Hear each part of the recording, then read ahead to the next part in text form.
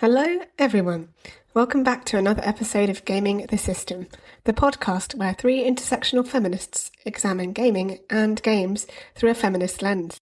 Today, I'm your host, Alex, and I'm joined by my friends Jem and Matt. Before we get started, if you want to support us, you can subscribe to our Patreon at patreon.com/gaming the system for some exclusive content.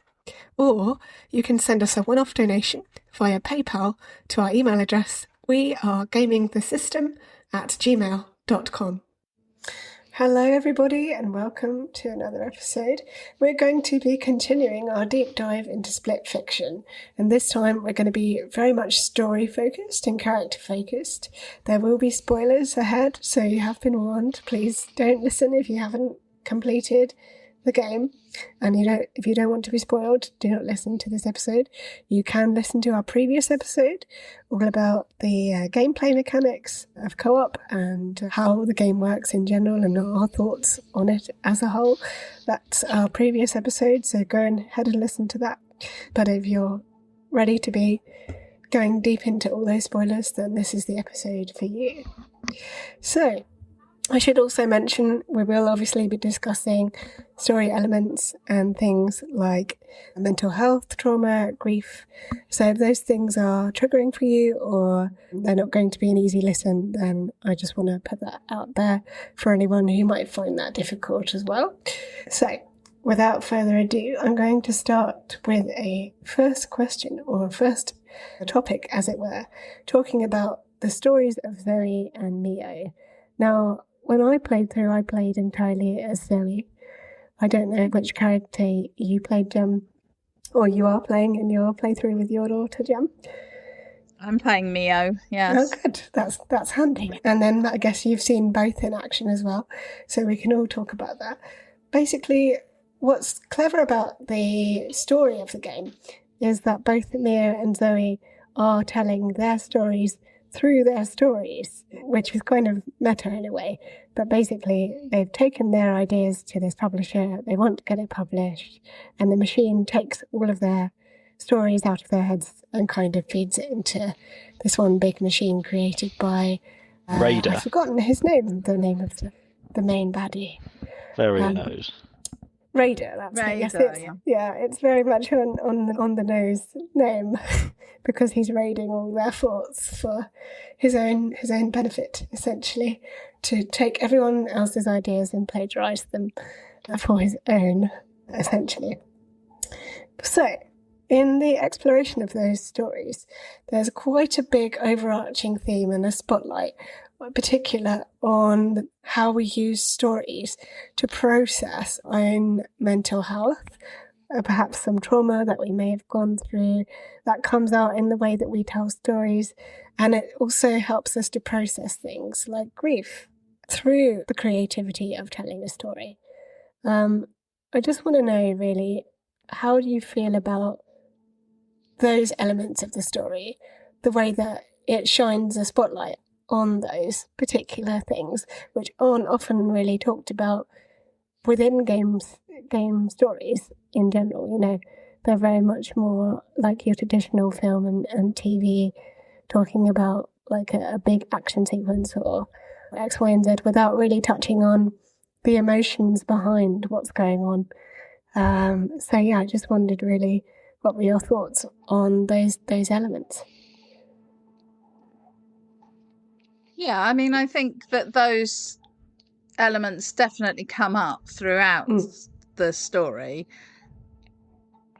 I would probably say that I like the idea, I like the concept that they're exploring that, and I like the way Mio's kind of hard-nosed and sort of cold and doesn't want to be friends with anyone, doesn't want to connect, and Zoe is, you know, soft and cuddly and sweet, and those are reflected very much in the worlds that they choose and the worlds that they have in their heads that we end up exploring through. So we've got Mio with the very hard edges of the sci-fi world, and it's all quite dystopian futures, and then you've got this cute and cuddly, fluffy fantasy world that Zoe exists in, and then as we go through the story, we find out that there are obviously layers to people.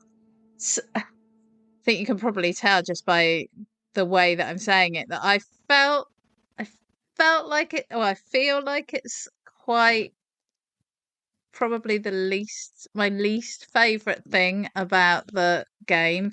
I like that they've chosen this story to follow, but it isn't very nuanced and it isn't very subtle. It's a very cliche Yes.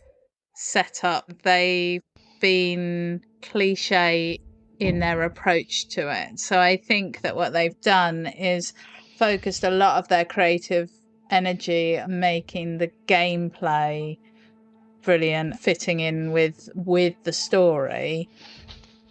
So some of the storyline is a little bit ham-fisted. There's just bits of it where I just felt that, yeah, it's not very subtle, it's not very nuanced, and it is a little bit stereotypical, a little bit cliche. Do you think it's a bit tropey as well? Oh yeah. Yeah. I certainly felt that early on. I was quite skeptical, I think. As the game went on, I think I warmed to the characters a bit more, but initially I found them quite annoying. I don't know if either of you found that. But yeah, we'll get on to like the dialogue and bits later, I expect. Yeah, but I think yeah, what were your thoughts on reading on the themes recently? of the I've story read the Iliad overall? and the Odyssey, and they've spoiled a lot of modern stuff for me because so many stories they've done 2,000-3,000 years ago done better than they've been done since. So stuff like grief, Achilles, the grief in ancient Greece is so dramatic and over the top, and I really think that Yes, it is.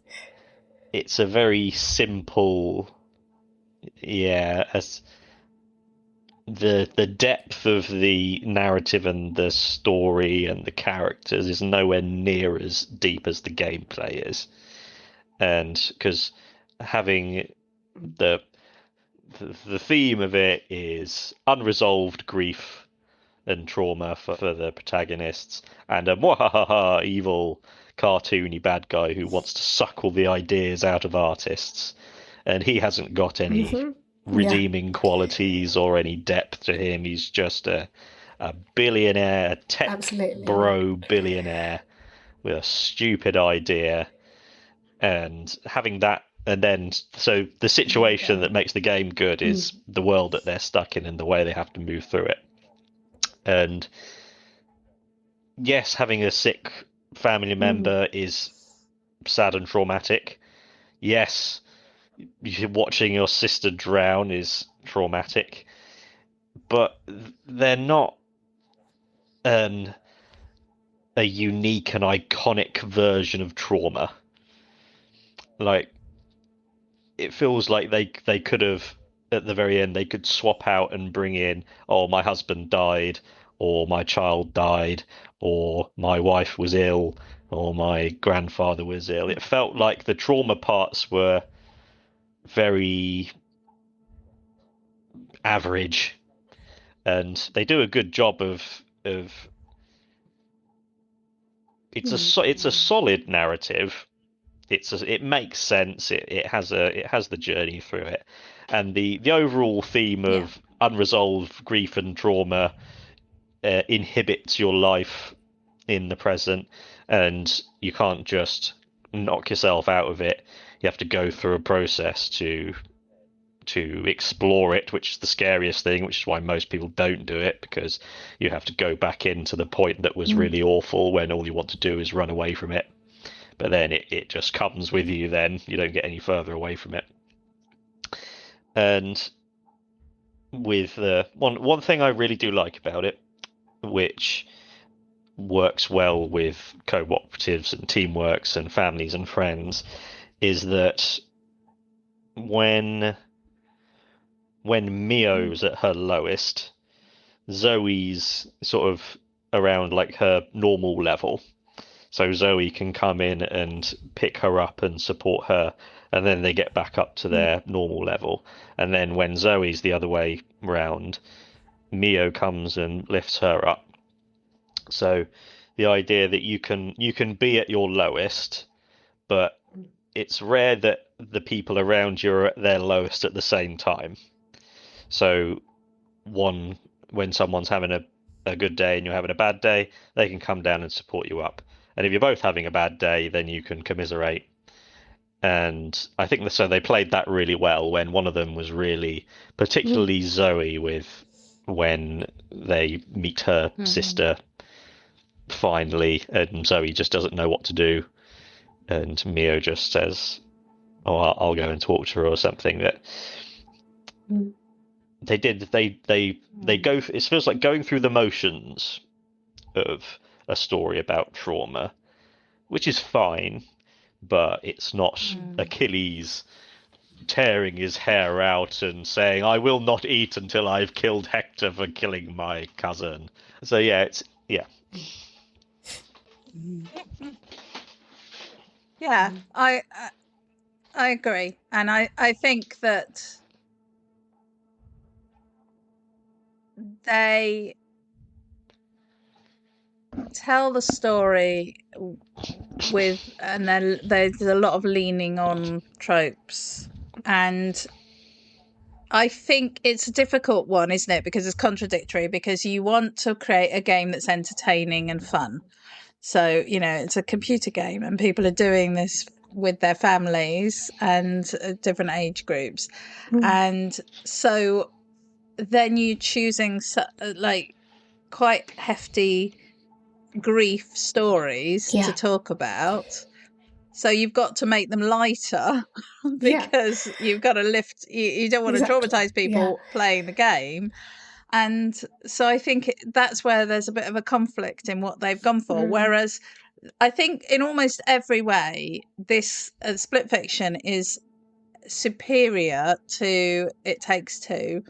But I think their choice of what is it? It's basically the antagonist, isn't it? The story and the story that the challenge that our two heroes are facing is not as good as the one in It Takes Two. It was much clearer, and even though it was a much smaller story, really, because it was just about two people who've drifted apart finding a way back to each other.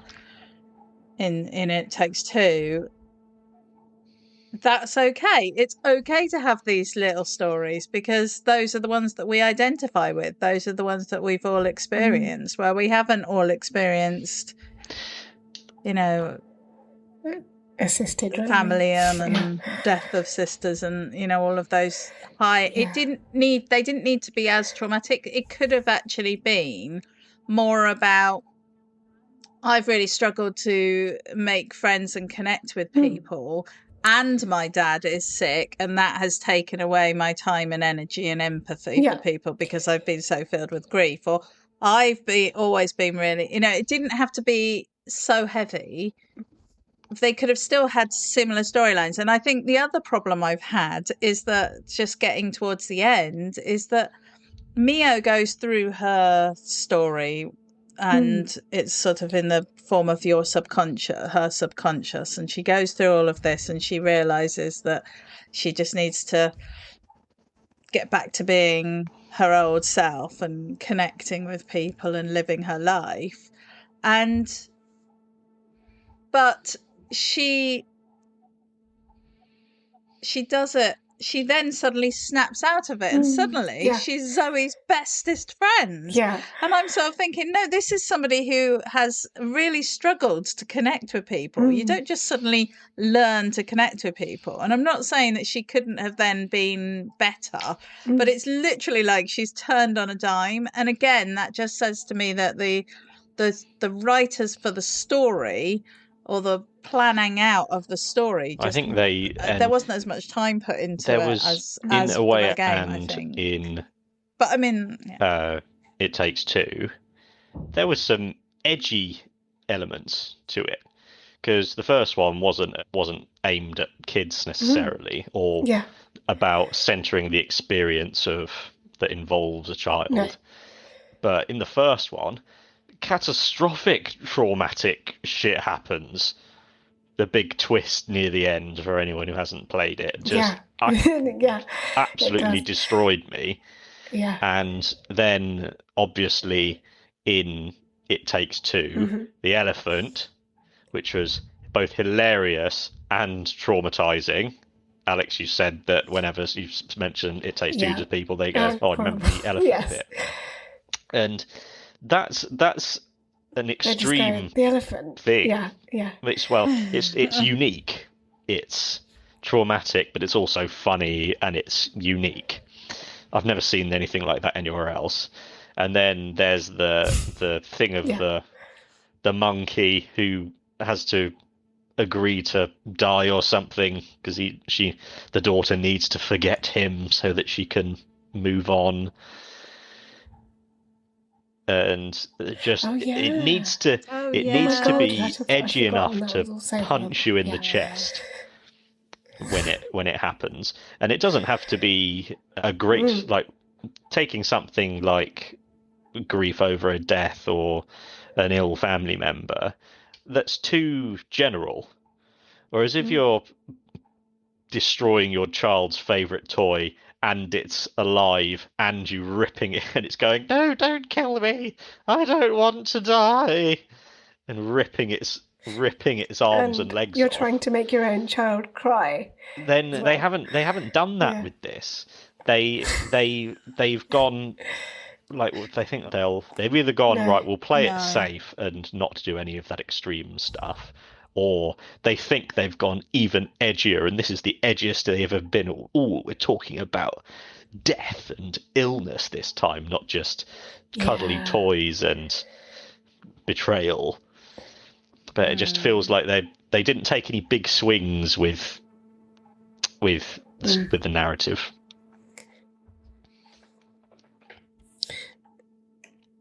I think one of the unique things about It Takes Two and also split fiction is in some of the ways the boss fights end can be quite graphic and quite violent. Like one of the things I remember from It Takes Two is when you battle the Hoover, you like suck its own eye out of its socket. And you're just like, oh my God, what is happening? Why has this suddenly turned so violent? There were similar things at the start of Split Fiction, and similar things like with the end of the birthday cake level with the dentist robot, which was also quite horrific. Like, oh my God, okay, time to not go to the dentist again ever. So they've had some of those elements in, but like you say, they're missing the edginess, which I think they could have done with in the story as well. One thing I wanted to touch on as well is how does the fact that we've got two female protagonists, does that have any bearing on how the characters experience the particular journeys that they are on? Does it impact the way we think of them as characters? Could you have just swapped them out for two male protagonists and had the same story and we'd feel the same about it? That's a really good question. Or do we feel differently because it feels very characters? How to describe it? Yeah, interchangeable. So the thing that makes diversity good is that two people's lived experiences guarantee that they're going to experience whatever's happening in the story differently. Whereas with this, it feels like they could have swapped in any. There's nothing about Zoe being British and Mio being American, and Zoe being white and being Mio being a person of color and from America, and Zoe having red hair. That's very true. Those someone raised in America and someone raised here, the problems with healthcare in America would be something that Zoe wouldn't even consider. And just that requires an edge to go, oh yeah, these two people are different, and so we have to write them differently, and that means you need to express things differently and have the way they react to the world differently. But what it feels like, they wanted it to be neutral. They want to be these two neutral people, and with their big trauma thing that we can unpack. But apart from that, it feels like very neutral characters.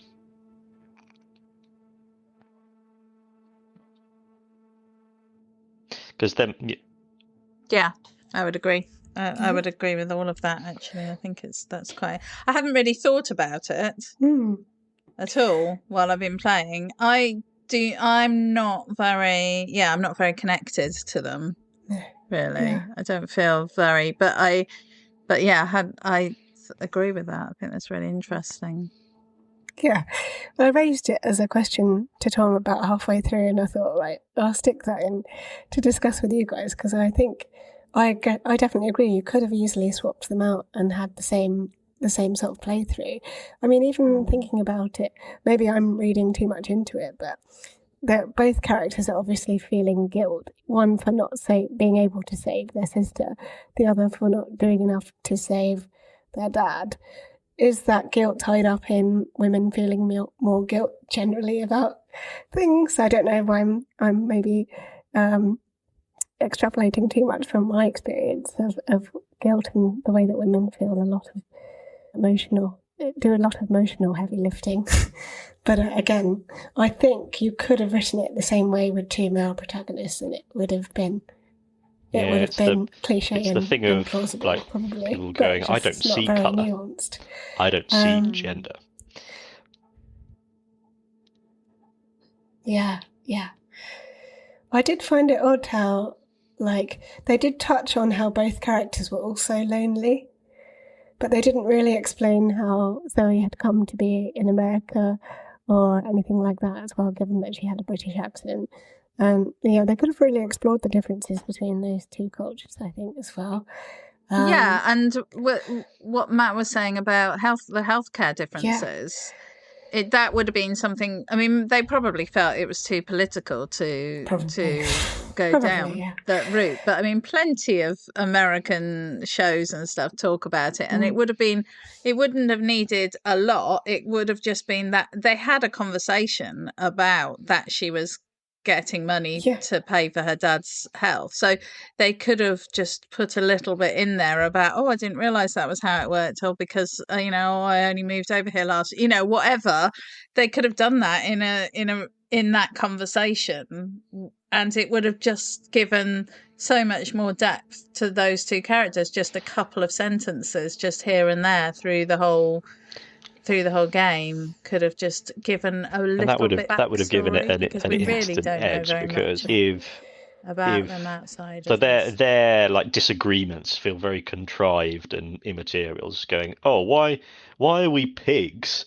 Why have we got weapons? Why are we hunting for revenge? Why are we revenge hunting ninjas? And just being annoyed with each other for being slow. Whereas if you've got the two of them in a lift, and one of them says, Mio says, "Oh yeah, I need to raise money for my dad. He's very ill and needs some very expensive treatment," and Zoe could just go, we've got the NHS back in England, so they paid for all of my dad's medical bills.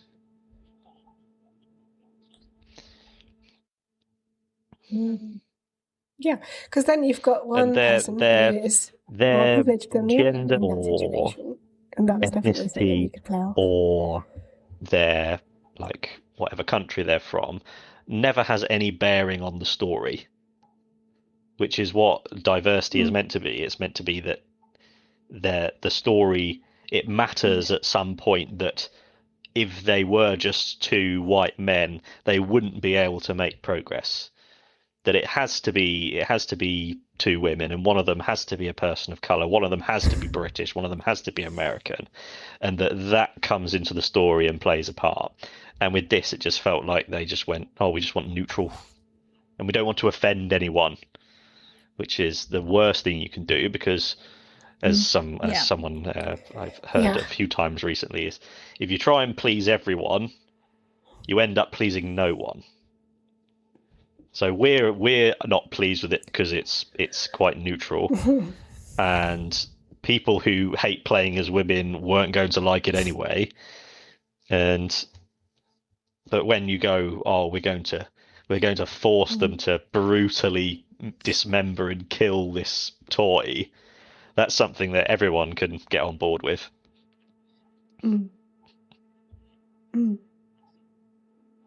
Yeah, exactly. And were you confused, as I was, about the centipede parents? I have no idea what that was about. For the longest time, I thought they were like her grandparents. And then, right at the end, I was like, oh, they were her actual parents. They sounded far too old to be her parents. But also just, like, I was wondering all along, because obviously Mio talked about her dad. I was like, well, where's Zoe's parents in all this? Like, what's going on there? And then they kind of turn up as centipedes. That centipede sequence, it's like, the platforming, that was hilarious to watch. That was brilliant. Great. It was so much fun to play. It was so much fun to play, and lots of like, right, 1, 2, 3, let go. 3, yeah, and then just like 1, 2, 3, flying off. Yeah. Oh no, I thought you were letting go. Yeah. Oh dear. One thing I didn't ask in last episode, which of the people you were playing with was more prone to messing about? I think I was more prone to messing about when I was playing with Tom. There was one part where one of you got to be a robot with an extending arm, and then the other one had to jump on the end and like jump off of it to get to the, and I kept pushing the robot off the ledge constantly so that Tom couldn't do anything. He was just constantly getting pushed off. I enjoyed it too much. It was too funny. But I definitely was drawn to messing about. I think the game encourages in the first sci-fi bit when you get one of the more fun one of you gets a sword and the other one gets the whip. They spent a good 4 minutes killing each other in that room. Just over constantly for 4 minutes.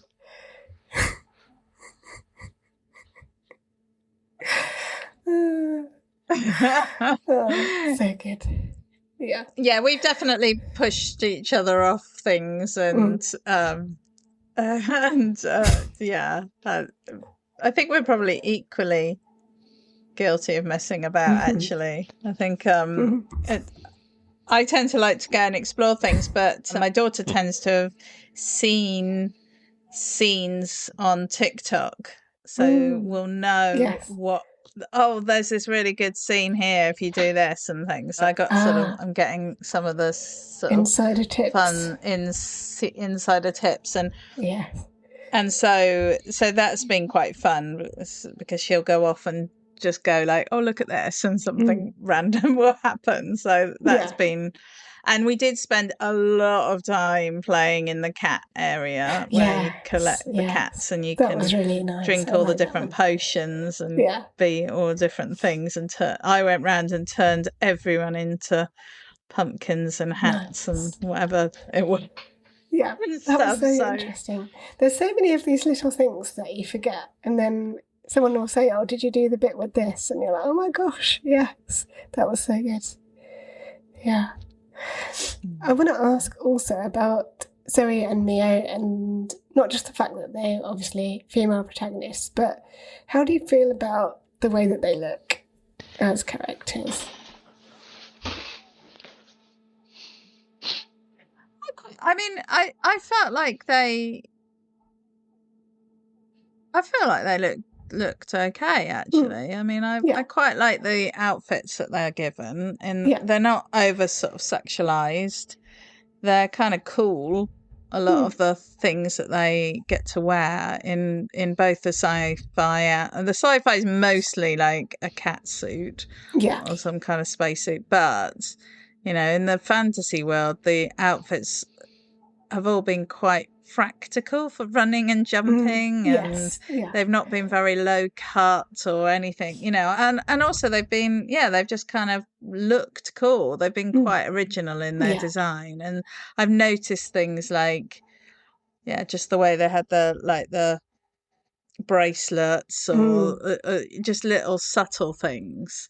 But I have, from a more sort of technical perspective, I've felt like their facial expressions have been a bit off, and they haven't quite had.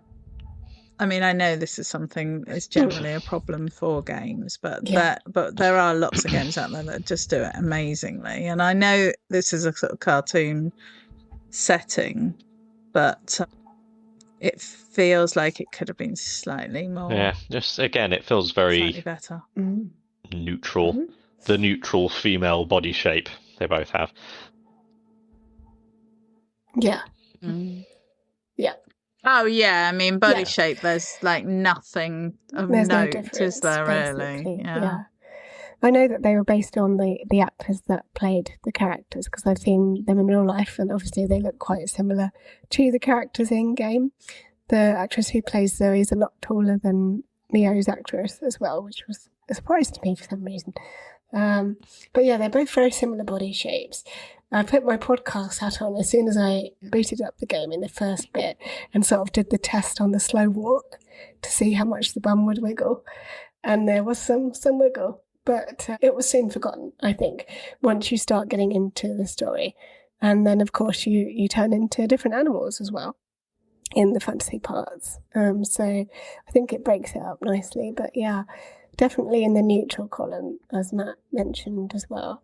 I think there could have been scope maybe to have one character who's a different size and shape to the other, which would have added another layer of intersectionality as well.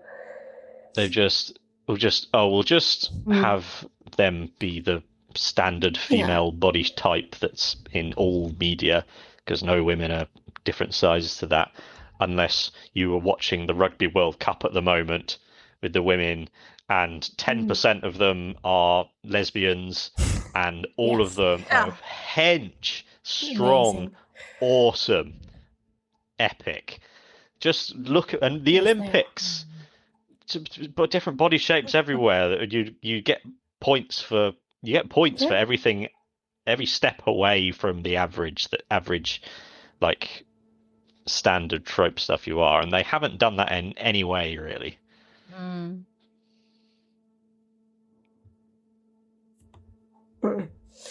Yeah, it's a slight knockdown in terms of points in the nuance category. I think there. that still, I definitely think. Oh, sorry, Matt. Neutral. It's what's the word? Positive neutral. So it's not right. We've got two female characters. We're going to make them sort of feminist tropes of like, oh, I'm a strong boss girl, and I have my own massive business, and I don't need men, and we hate men. And but instead they just said, right, we'll have women, we'll make it neutral. We won't skew it one way, because there's nothing worse than.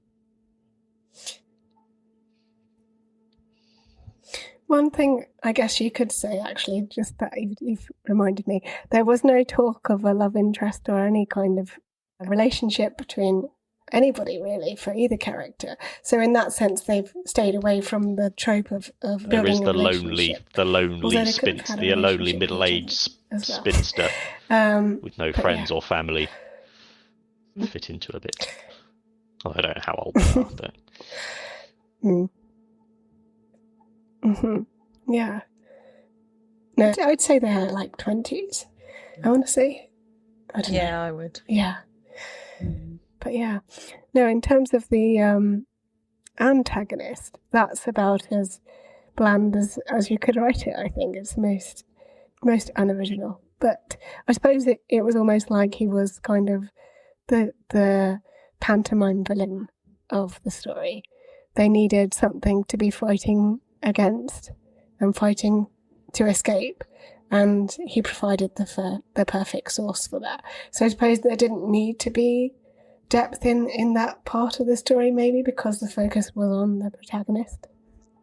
But it was the least interesting. It's so irritating character for me, for sure. Yeah, every time you come out of the world to see what he's doing, it's him going, "Why isn't it working hard enough? This is not wrong. Fix it now, or you're fired." And then more and more people of his people leave. You're right. I'm locking the place down, and I'm doing it myself. Okay, right now I'm going to actually dive into it myself, and just go, "Who are you? What do you want? Why do you want this? What's the point in all this?" And it feels like they just went, "Oh, we'll just put that first draft in there. We'll just say he's just an evil bastard, and they've got grief. What grief shall we have? Dead sister? Yeah, sure, we'll go with that." Disappointing, really. Yeah. I'll tell you what really annoyed me about him going into the game world is that they've spent ages trying to like learn their way around it, and he walks in and he's some kind of superpower, and he's just out of nowhere. How is he able to manipulate the world in that way? It doesn't make any sense, really. It feels yes, exactly, but it felt just I knew he was going to do that. I knew from the beginning of the game that he was going to be like, going. I've been saying it all the way through, going, oh, he's going to go in at some point, and he's going to be like a big boss that we have to fight. So I think that's the other problem with it, that for me, and I appreciate that I have played a lot of games, read a lot of stories, heard a lot of stories. And I do know that I have this problem with TV shows as well, but it was very predictable all the way through. I knew what was going to happen next when it came to the story. There's going to be a happy ending, not the gameplay, but the story. Whereas with so there better be. Had enough crying today. Yes. Speaking of crying, I want to talk about the dialogue in general, but also about the voice work of the two protagonists as well. I thought the voice work, even though perhaps sometimes the dialogue wasn't the best dialogue and the predictability of the story was also pretty obvious, I thought the voice work was really well done, and it did stir the emotions, as you mentioned, Jem. We also cried a little bit every now and then when things got heavy. So yeah, I definitely think it was doing its job in terms of making us feel things, perhaps not to the depth of other stories, but definitely I think the voice work was well done by the two. I like the rapport that they built up. What do you think? Over the course. Yeah, I agree. Yeah, definitely. How did you feel about, because I think also you've mentioned obviously this one's kind of maybe more marketed towards families playing it together than, say, A Way Out was, but there's still quite a lot of swearing and a lot of that in the dialogue for this game as well. How did you find that, Jem, playing with your daughter?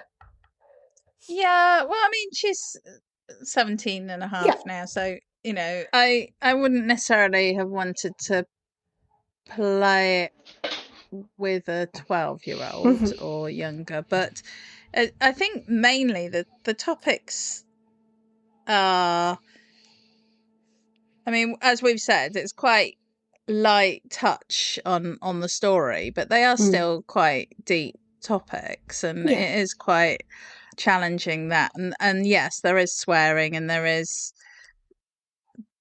are some scenes that could be complicated to explain or understand, but I don't think it's been gratuitous. I don't think there's been, and I think that's always my problem. I mean, we live in a world with swearing and violence and things not going quite the way that we want it to be. So I've never really felt that it benefits our kids to completely shield them from that.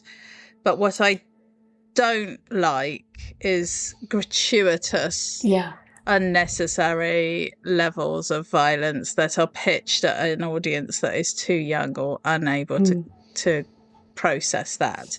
So I think, given the age that they were pitching this game, I think it was a 16 I think rating, so. or was it 12 rating, that given that, I think they pitched it at the right level of having that sort of mild threat, certain level, realistic levels of violence and distress and all of those things, and fear, without being unnecessarily so,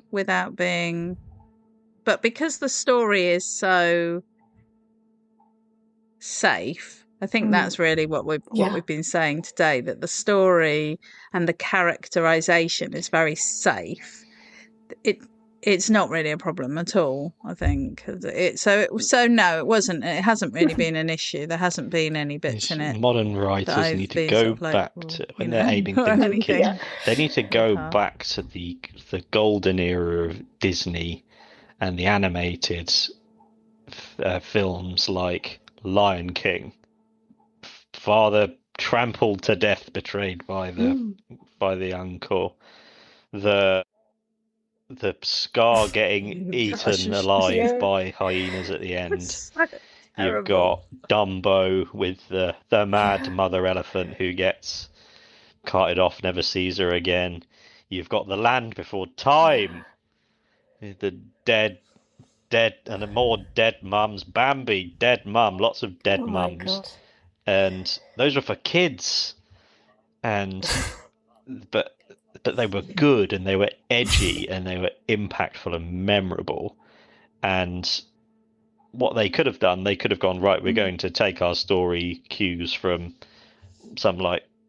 those early kinds of things and just go, oh yeah, kids back in the day were able to manage this stuff, and we want to try and do something like that, but they just decided not to.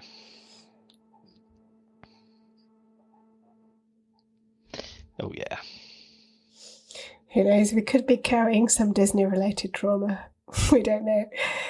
But I did find occasionally the dialogue grated on me, because I do find that game writing can sometimes be very quip-heavy. I think that was very much a thing. It wasn't the level of just that it's the worst writing have seen bullshit or ever. heard any bits from Forspoken, but it's well known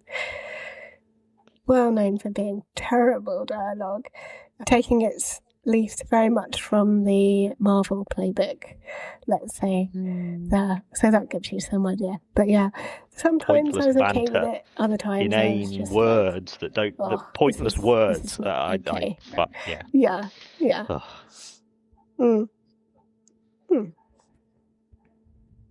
I'd be interested to know if your daughter felt like it was dated at all, if it was like uncool dialogue, because I guess the writers would have been people our age or older. I don't know. Yeah, I don't think she thought it's dated at all. She hasn't commented on that, and I know that it's been all over TikTok, and so there'll be moments in the game where she'll suddenly stop and say like, oh, I've seen this picture, this scene. So the one when you're running through a sort of cityscape at night, and one's on the top, one's on the running along. She said that cool. One had been everywhere. That a lot of the scenes, because you can stop on a bench and you have a little chat about things, and a lot of those have appeared online, and there was a lot of chatter about Zoe's story being really sad and really emotional, and all of those things. So I think that they probably struck a good balance. Her age group, it's probably right on point for them, which is why I have to remember that certainly I'm not the target audience for this game. I'll just say the TikTokification of media I think... Sorry, go on, Matt.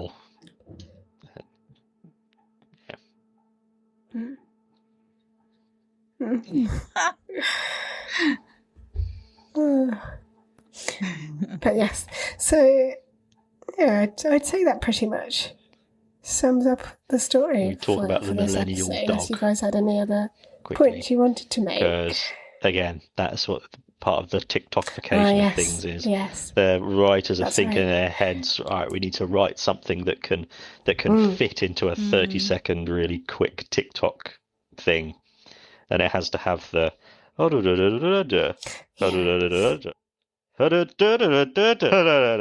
that same cadence and structure that is exhausting. And there are some words and phrases that need to be taken off the writing, needs to be stripped from the dictionary when you're writing for something. Okay. Can't say okay. You can't say like. You can't say like this, like that. You can't do that. No more. Never again. Are you kidding me right now? But still, it's art. People do that there's in art real and there's real life. So... Homer and Shakespeare don't say, and I was like this and I was like that, and are you okay? And this. You have to say things in a interesting, worthwhile way. Oh no! I'm going to send you a clip of Miriam. I don't know if that's a good thing or a bad thing. thing. You're just like her. See what you have become. Yes. No, but there were parts as well where I found I get quite annoyed when the game's really heavy-handed about, like, the character signposting a thing that you need to do with your character in-game. Like, I think there was one point where Mio was like, I believe if we destroy this, then we'll be able to get out of the machine. I'm like, well, how do you know that? How do you know that? You're just telling us that's what needs to happen for the game to progress. It's just like no one would actually say that in real life. No. And also, they were so relaxed in that environment so quickly. There was no conversation about like, oh my gosh, this is so mad. Like, how is this happening? And all of that. You know, I think. I mean, I understand your point, Matt. But I think it depends whether you're trying to replicate natural conversation or not, and there is a time and a place for all of these words and this language. But I do think that what they have done is there's no depth to it. They just haven't given any depth to the characterization. Yeah, so there's Did you have more of a list? Are you kidding me, Matt? right now? I feel like anything that ends with right now, no. We interrupted your list. And my last one is saying yeah, no, and no, yeah. Can't. I know, but again, it's like there's conversations in the real world. I do that all the time. People. That's fine to a point. But when you're writing something and you have carte blanche to use the entire English language, and you can have it be rich with subtext. You can have the word. You write the word boy a lot, and the way the actor says it, he says it differently every single time. He's going boy. He doesn't go Atreus, my son. Atreus, where are you? Atreus this, Atreus that. It's boy, boy, boy, boy. Kratos never says okay or like or yeah, no, no, yeah, no. But that's why I hate a lot of writing. I'm on the verge of, because I did this with Horizon Forbidden West. The writing is very neutral, just sort of like this, and I played the game in another language so that it just made it feel better. And I'm on the verge of, so there are some films like the Dune films, these incredible, awesome cinematic masterpieces where I know that I hate the writing in them. So I'm on the verge of like watching it but putting it in Japanese or something. So that and I can imagine what these people are saying and think, oh yeah, I wonder, I don't know. And just so with so many bits of writing, they could cut out a huge amount of it and it would just automatically make it better. And that's how I feel with millennial dialogue.